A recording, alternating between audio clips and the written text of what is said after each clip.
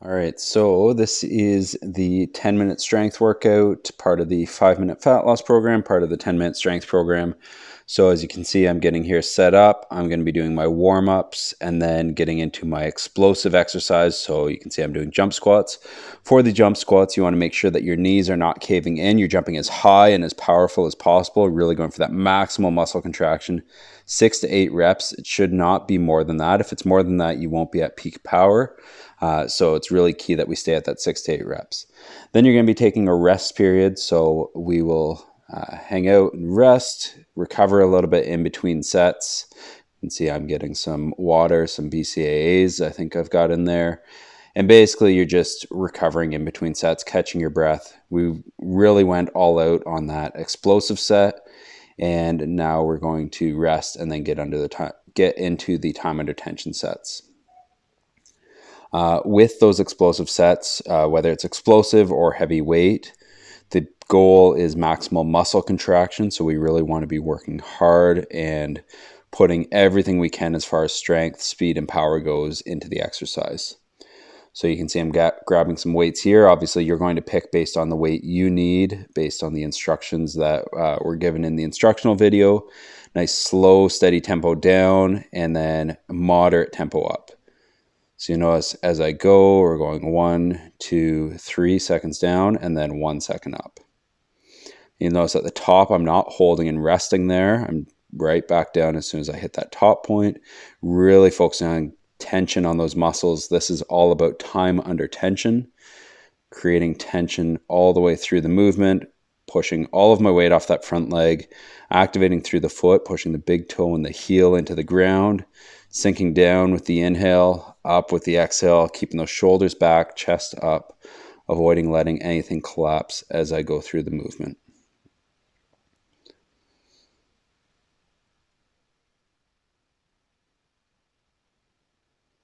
As you get to the end, you'll feel the muscles really burning.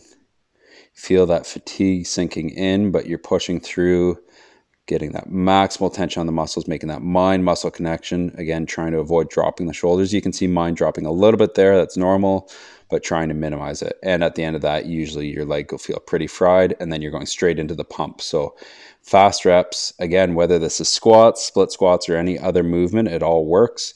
The main thing is that you go from that time under tension and then straight into the pump. You'll see I'm assisting a bit here now because my leg is just on fire. But keeping that alignment, my hip, knee, ankle, and second toe all in line on that front leg. Pushing through, I'm giving myself a cue there to make sure my pelvis doesn't start tilting as I get fatigued. Really pushing through those last couple of reps, really trying to pump it out. Essentially, this whole set, your muscles are burning. You're really feeling them working. And working through it all the way through. And then you see almost limping a little bit because the muscle is so pumped up and fatigued.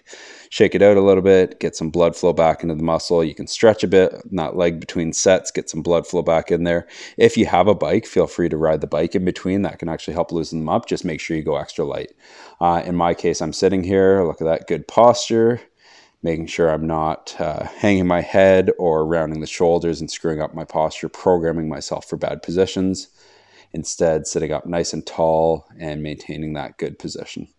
So hanging out, resting in between the set, whatever you need to do,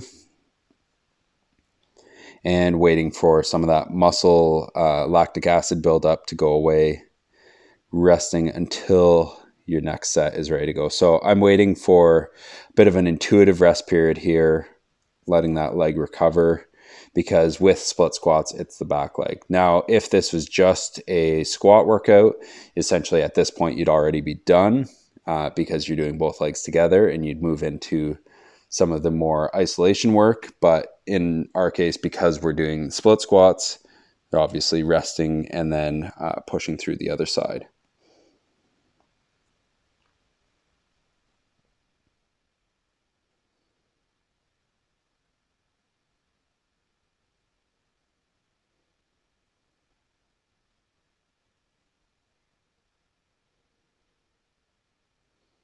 Now, checking it out, shaking out a little bit, grabbing some water, and getting ready for my next set. These rest periods, again, are up to you. If you have less time, you can shorten them up a little bit, but obviously you don't want to go too long and make the workout take forever. So getting back into the other side as soon as you're ready. And we're going through the exact same cues for the other side, making sure as you push off the ground, you're maintaining good tension, driving up and getting into the reps. So exact same patterns, inhaling down, exhaling, pushing up, maintaining stability there. You'll notice this leg, my knee actually wants to drift in a bit, so I have to work a bit harder to maintain stability. That's because your stability is actually based on your back leg for the most part, and my left leg does not have as good balance as my right. So with the right leg forward, left leg back, I'm actually struggling a bit for stability.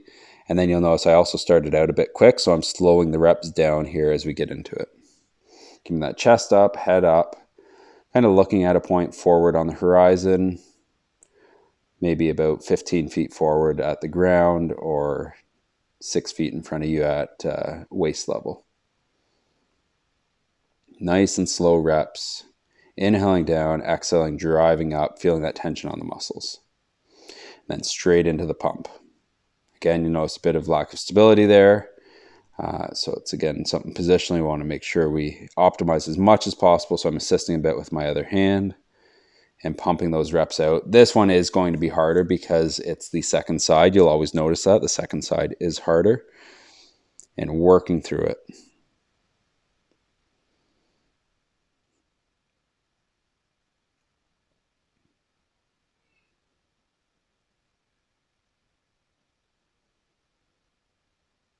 And finishing it off, notice shake it out again, and then we're going for another rest period, getting ready for the final exercise of our 10-minute strength, which is the kettlebell swings, and then into a bunch of assistance exercises. Now, as far as 5-minute fat loss goes, typically that's the end of the workout. Obviously, you can add on through the add-ons that are included with the program, but for the base program, that's our main lower body exercise. And so this is where the flexibility comes in. That's all that's required. That's all I set out to do in this workout. And then I felt like doing more, so I kept doing more.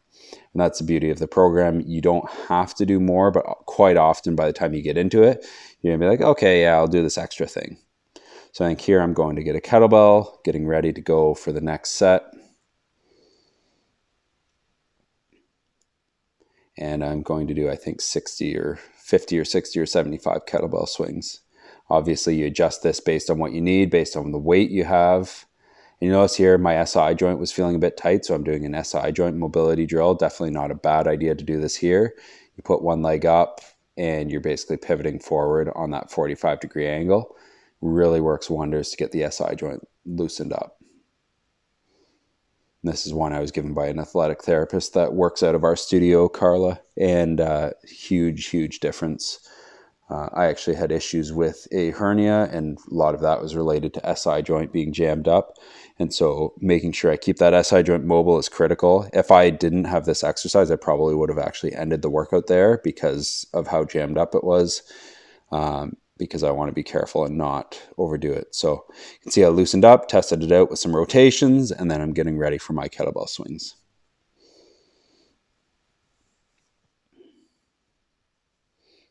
And then activating through the hips, hinging at the hips, squeezing the glutes as I drive forward, and activating through. I'm doing these mostly for cardio. So if I was going more for strength, I'd go a little bit heavier weight, lower reps. But in this case, main purpose is a bit of cardio conditioning. Now switch to single arm for a second so I could itch my nose, and continuing through the repetitions. So coming up to about shoulder height, and then back down, controlling it on the way down, engaging the core, activating, driving up. If at any point I felt anything in the low back, I would stop immediately. And as I'm doing this, I'm really making sure I maintain that core position, maintain that low back position. I don't want to let my position slip.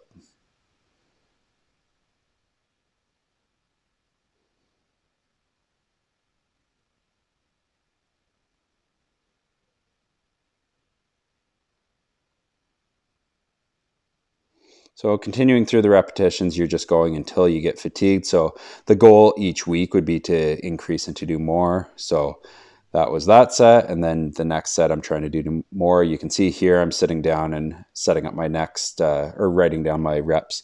And again, sitting in good posture. If you are in a squat position, this is your best position. My shoulders are a bit more elevated than they could be, but overall, I'm in a good neutral spine. My head is up, my elbows are on my knees, and my phone is in a position where I don't have to crane my neck to look at it. If you don't have the mobility I have, you can do this against the wall and essentially get the same effect, but with a little bit less difficulty. But as always, trying to maintain that good position when you're on your phone. We spend enough time there. We actually want to make sure that we're in a good position. And actually, even now, as I record this voiceover, I'm sitting in a upright position, almost identical to this, but sitting on a bench, or I'm sitting on a couch actually, but a very similar position to where I was sitting on the bench there. Again, just killing some time in between sets, stretching the muscles out a little bit in this deep squat position. And then you'll see me getting ready for my next set. So this is getting into some of the accessory work. This is the optional work depending on what your workout is. 10 minutes is up, so a 10-minute workout is over. But if you want to do the accessory section, this is where we do it. So I'm doing some pelvis tilts using the lower core. So I'm inhaling, and then I'm exhaling, driving my shoulders into the ground, tilting the pelvis up, or tilting the pelvis under and activating the lower abs. Really good for pelvic floor activation, for lower core activation, a very, very neglected area for most people.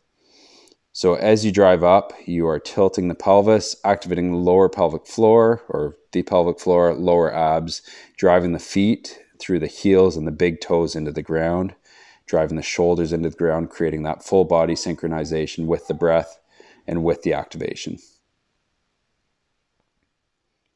So repeating this, I believe it was for 10 reps. Again, repetition numbers, you'll notice I don't care that much about. It's much more about how you feel in the muscles. Are the muscles working hard? And are you getting that activation?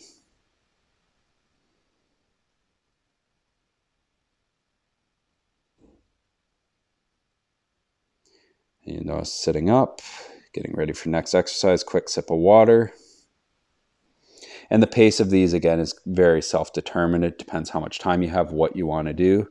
And we're basically cycling through all of the assistance muscles, making sure we're getting good activation and good exercise through those muscles. So I'm doing a side adductor raise here. So there is a specific name for this. Don't remember it off the top of my head, but we're activating the adductor on the top leg. So I'm basically using that top leg adductor, so the muscle in the inner thigh, to squeeze up to lift my other side. There's a little bit of oblique activation here, but it's much more about the adductors. I'm basically squeezing as if I'm trying to push my knee into the ground, and that ends up lifting the rest of my body up. These can be quite challenging. Some people may only be able to do one or two of them. You can simplify this a little bit by doing it with your other leg on the ground for a bit of assistance. And then you'll notice switch to the other side. And you may notice one side being stronger than the other as well. Quite often, weak adductors will cause tightness through the core or through the adductors. So this can actually help loosen up some muscles because it's very often under-strengthened muscle group. Sinking down, pushing up. You'll notice my head falls out of alignment here a bit. Ideally, my head would be a bit more straight. So again, everybody can be consistently working on improving their form and pushing up. If you have any shoulder issues, there are other adductor variations you can do.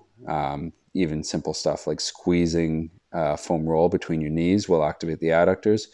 Not quite the range of motion of this. Obviously, there's the gym machine for the adductors, and then a few other exercises that you can find out there if necessary. All right, next up, I believe we're going to be doing a calf raise. So I was thinking about using the plate, but decided to use the dumbbell. I'm using the conduit on the wall for a bit of assistance. And for these calf raises, you're basically pumping out as many reps as possible. This is a great calf exercise. I've added an inch onto my calves in 1 month before by doing this 3 times a week. And you're basically going into this deep deficit, which is also a huge benefit as far as injury reduction. We're strengthening the soleus muscle, which ties into the Achilles tendon, reducing the chances of Achilles tears or ruptures by strengthening it. Eccentric exercise, or the lowering portion, is very well studied and well known to help with injury reduction because you're basically training your brakes. You're teaching your body to decelerate as you sink down. This was the first time I had done it in a while, so I stopped relatively early. But if I had been doing this, if this was, say, the third workout or the fifth or sixth workout, I'd be really pushing it into failure. You hit this failure point by the time you get to maybe 15, 20, 30 reps, and then you keep pushing it out. I've gotten these up to 60 reps before. I believe this set I did maybe 20 or 25, but you can really start to push it. On those high rep sets, quite often you're doing 5, 10, or 20 reps in a failure point where you're using the wall or the banister if you're doing them on stairs. You're using it for assistance to help pull you up. So it's basically like a drop set where you're doing a lighter weight because you're taking some of your body weight on your arms. But the main point is that we're getting that muscle really working hard and burning. Again, a rest period here, and then getting ready for the next exercise. So these are kind of the main assistance exercises. The adductors don't get a lot of love, so I'm doing some work there. If you have weak abductors, so the exercise you do with the band where you kick the foot away, you may end up having those programmed in for you by your coach. In this case, the adductors are one of my weak points, so I was specifically focused there on the lower core and the calves. Now I'm doing some bird dogs. You'll notice I'm really maintaining that rigid spine, making sure I hold that position. Super important. Otherwise, there's essentially no point doing it. I'm working on creating intrinsic core stability. So I'm creating an upwards tension in the core, essentially creating a bridge between my arm and my leg to create tension through the core. If you do not create that intrinsic stability, you're not going to get anywhere close to the same benefits from the exercise. And then working through each side, basically doing as many reps as I can with full tension. As soon as you lose that ability to create full tension, that tells you that you're done the set. And if it's not feeling difficult, you're either moving too much, so you may be swiveling through the hips instead of maintaining a static posture through the spine, or it's possible you're not creating enough internal tension. Theoretically, even with a very simple exercise, even just holding the tabletop all fours position, you should be able to create enough tension through the core to make yourself shake because you're working so hard. It's all about ability to develop tension, not about the exclusive difficulty of the exercise. Now shifting into some side bends. So these are an oblique exercise, one of Stuart McGill's big 3 for the low back health. So going through 10 to 12 repetitions here. Again, you're doing repetitions based not on how many you can do, but on how much you feel the muscles working. And then each week trying to do a few more. Again, trying to maintain that neutral position with the head, trying to keep everything in line, hips stacked on top of each other, activating those obliques to lift the hips up. So you'll notice this is very similar to that adductor exercise we did on the bench. And pushing up. If this is too easy, you can lift the top leg up so you're holding that position. If it's too hard, you can bend the knees. Then we're going to another McGill Big 3 exercise, the McGill crunch, where we're doing a crunch with one knee bent, one knee extended, activating through the core, creating that good lower core activation, exhaling as you lift up. So you inhale down, exhale, activate that lower core, activate through the core.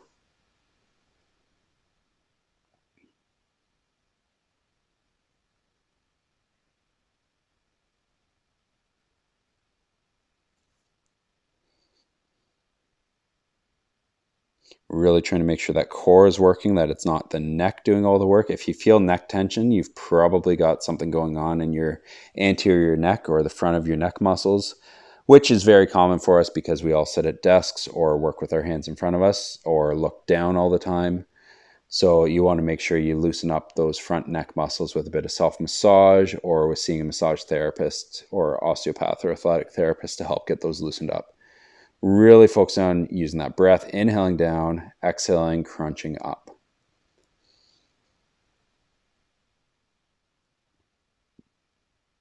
Notice with these, I'm repeating a few extra reps. So I think I just wanted to get a few extra reps in here because I hadn't gotten quite as many as I'd hoped on the first set. These little modifications like that, feel free to adjust those based on how it feels. Basically, the goal is just to work the muscles and progress each week. So there's a lot of flexibility that way, assuming that you're following those 2 key guidelines.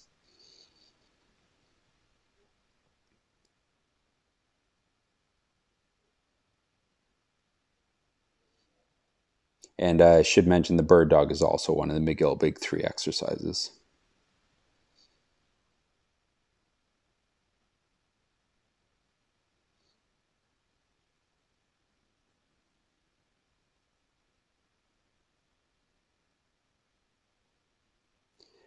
All right. And then to finish off, this is something that's completely optional. My psoas muscle is quite weak.